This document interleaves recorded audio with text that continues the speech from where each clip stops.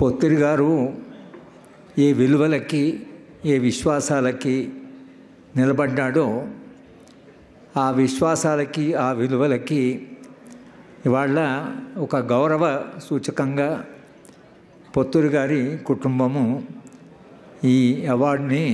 ప్రఖ్యాత జర్నలిస్టు వెంకటనారాయణ గారికి ఇవ్వడం వలన కుటుంబము పొత్తిరి గారి విలువలని సమాజంలో కాపాడాలని, పొత్తిరి గారి జ్ఞాపకం ఏదైతుందో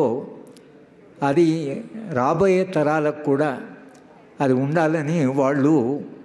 ఇవాళ ఈ అవార్డు ఏదైతే ఇస్తున్నారో, ఇప్పుడున్న ఈ జర్నలిస్టు అంటే ప్రపంచంలో పొత్తిరి గారిని ఎంత గుర్తుపెట్టుకోవాల్సిన అవసరం ఉంటుందో దాని అవసరం ఎంతో ఇవాళ ఈ అవార్డు ద్వారా ఒక సందేశము కుటుంబం వెదలుచుకుంది. వాళ్ళ చాలామంది ప్రఖ్యాత జర్నలిస్టులు వాళ్ళకుండే పొత్తిరి గారి పట్ల వాళ్ళకుండే గౌరవం కొరకు ఇంతమంది వాళ్ళ తెలుగు జర్నలిజాన్ని శాసిస్తున్న వాళ్ళు, ప్రభావితం చేస్తున్న వాళ్ళు ఇవాళ ఈ సభా వేదిక మీద కూర్చొని ఉన్నారు. ఇంకా మిమ్మల్ని చాలా ఆలస్యమైంది కాబట్టి ఇది ఉపన్యాసాలు ఇచ్చే సందర్భం కూడా కాదు, కానీ ఒక 2 మాటలు మనం ఈ సందర్భంలో మాట్లాడుకోవాలి. ఒకటి,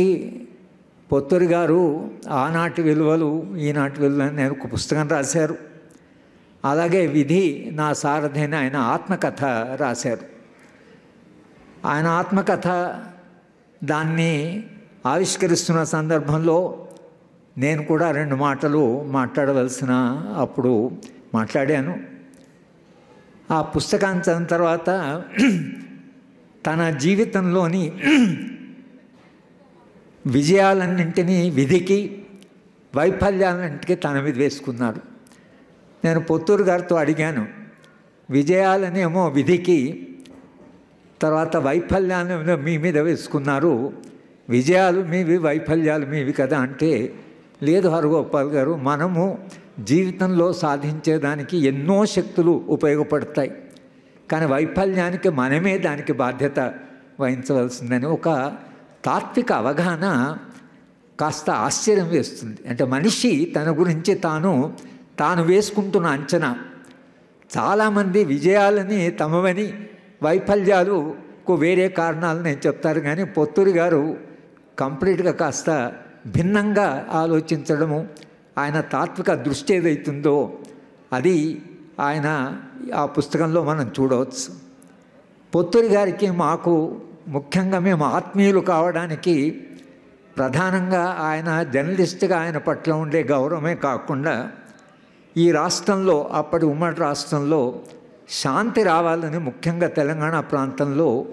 శాంతి రావాలని అప్పటికి విప్లవ పార్టీకి రాజ్యానికి మధ్యన జరుగుతున్న ఒక ఘర్షణలో దాదాపు హింస దాని పాత్ర పెరుగుతూ వచ్చింది. విప్లవ పార్టీ సమాజం మారాలి అనేటువంటి విప్లవ పార్టీ ఎక్కువగా తమ ఆయుధం మీద ఆధారపడము, అలాగే రాజ్యము ఒక సంక్షేమ సమాజాన్ని తీసుకొస్తాము, రాజ్యాంగ విలువలు కాపాడుతాం, ఏ దానికైతే రాజ్యము ఒక సంక్షేమ రాజ్యము అది బలప్రయోగం మీద ఆధారపడము, అది మొత్తంగా రాజకీయ దిశని మార్చి సమాజంలో ప్రాణ నష్టం జరిగినప్పుడు పొత్తిరి గారిలో ఉండే మానవత్వం, మానవీయత, మనిషి పట్ల ఉండేటువంటి ప్రేమ వలన ఏదైనా చేయాలి అని,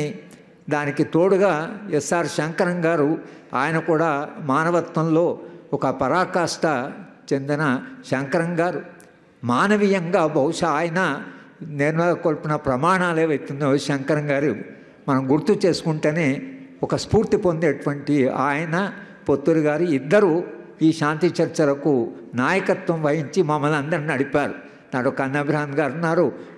తర్వాత తారకం గారు ఉన్నారు, జయశంకర్ గారు ఉన్నారు, కోదండరామ్ ఉన్నారు, మేమంతా దాంట్లో భాగస్వాములమే. కనుక ఆ చర్చలు జరగాలి